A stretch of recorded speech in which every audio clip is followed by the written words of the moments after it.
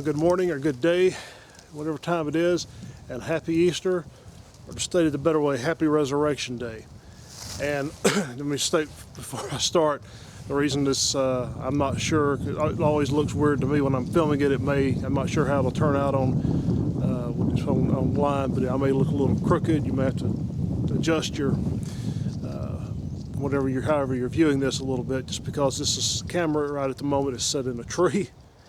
Actually, I don't have anywhere else to put it, and this is the best I can do with it, and just hoping it doesn't blow off, because it is a little windy. But this is Easter morning. It is 9:13 my time this morning, and we just had a little while ago a sunrise service at church, and I'll be going back to church for our regular Sunday morning service here in just a little bit.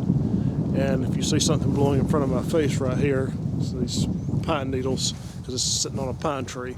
But I'll be going back there. But it's Easter morning, so again, happy Resurrection Day, and Christ is risen. Christ is risen indeed. And that's the beautiful message for this morning. And I want to read to you from the Gospel of Mark this morning, chapter 16. It says, "Now when the Sabbath was past, Mary Magdalene and Mary, the mother of James, and Salome had brought sweet spices that they might come and anoint him. And very early in the morning, the first day of the week, they came into the sepulchre at the rising of the sun." That's appropriate, because I'll try to show it here in a minute, but the sun just has arisen where I'm at here. He says, "And they said," verse 3, "and they said among themselves, 'Who shall roll us away the stone from the door of the sepulchre?' And they looked. And when they looked, they saw that the stone was rolled away, for it was very great. And entering into the sepulchre, they saw a young man sitting on the right side, clothed in a long white garment, and they were affrighted. And he saith unto them, Be not affrighted. Ye seek Jesus of Nazareth, which was crucified. He is risen. He is not here. Behold the place where they laid him. But go your way, tell his disciples and Peter that he goeth before you into Galilee.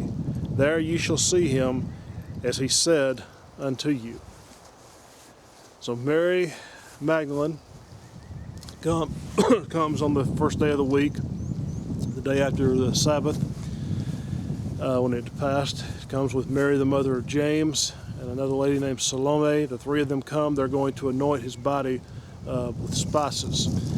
I often think of these three ladies, how devoted they were to come and do this for Jesus.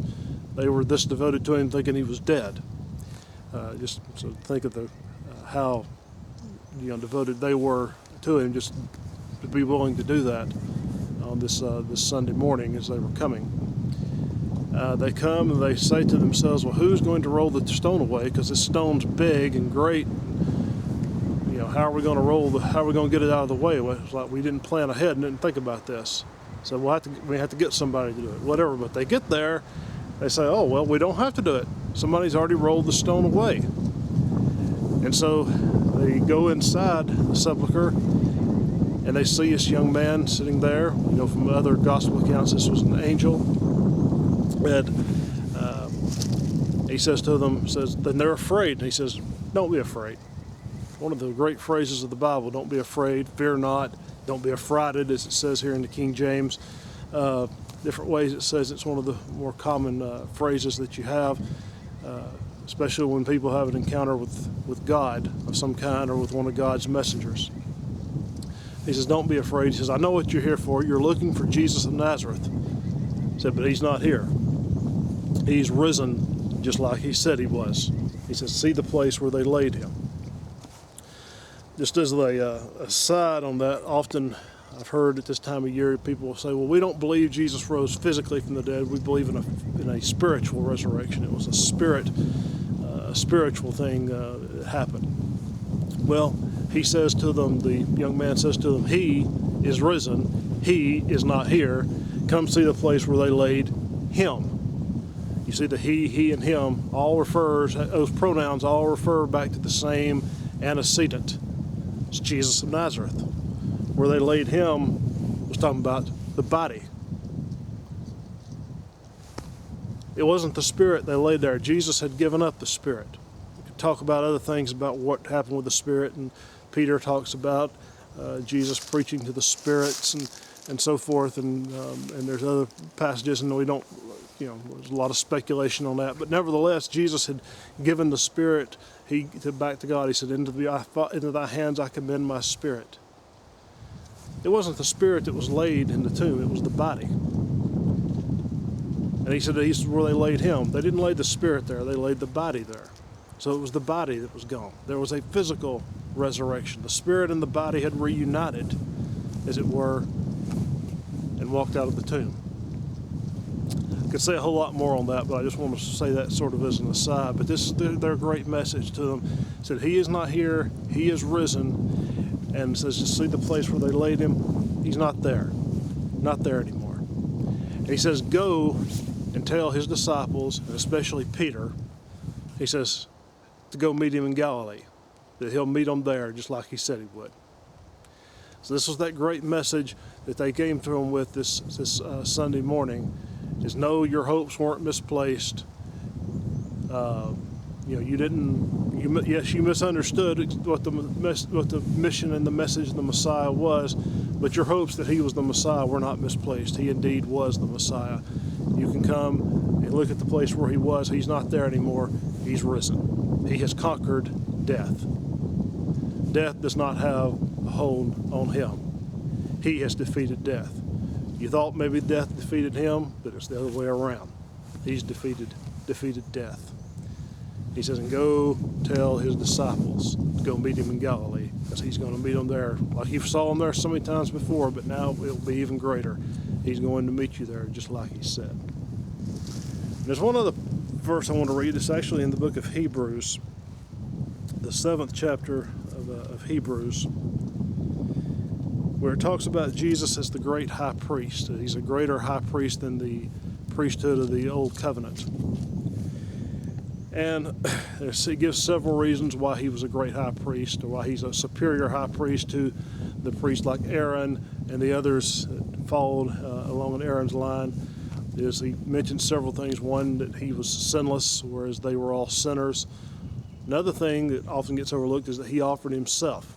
Jesus was both the high priest and the lamb. As I mentioned, I believe in the one I did on Good Friday a couple of days ago, that he was both the high priest and the lamb. Well, he offers himself. And also that he only had to do this once, whereas the high priest had to continually make these sacrifices year after year, and other sacrifices were done daily. So this is why it was superior. But there's another reason he gives why it was superior, and it's verse 25 of chapter 7 of Hebrews. It says, wherefore he, meaning Jesus, is able to save them to the uttermost that come unto God by him, seeing he ever liveth to make intercession for them. One of the reasons, and other reasons he was a great priest, is it says here that the other priests were prevented by death from continuing. It says, but he ever lives to make intercession for them. It says he's able to save to the uttermost all that come to God by him, because it says seeing he ever liveth to make intercession for them.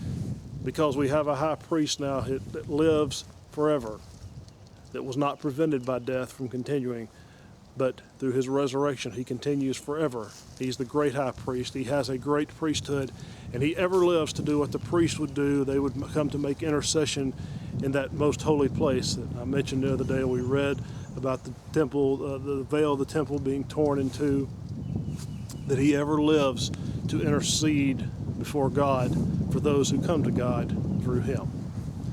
So it's another great message of the resurrection, is he was raised again, that he may forever be our high priest to make intercession for us. So we have that great high priest, and it's just one of the many great wonders and great things to celebrate on this day of the resurrection of our Lord Jesus Christ. And thinking you may be able to catch just a little bit of this. I'm going to kind of see if well, I won't do it because my camera is going to fall, but I'll just show you what I was going to show you here. There's where I'm at here. You can see there's a cross here. It's kind of a rock altar. Well, let me back off here just a second. I'll turn it this way. You may have to adjust your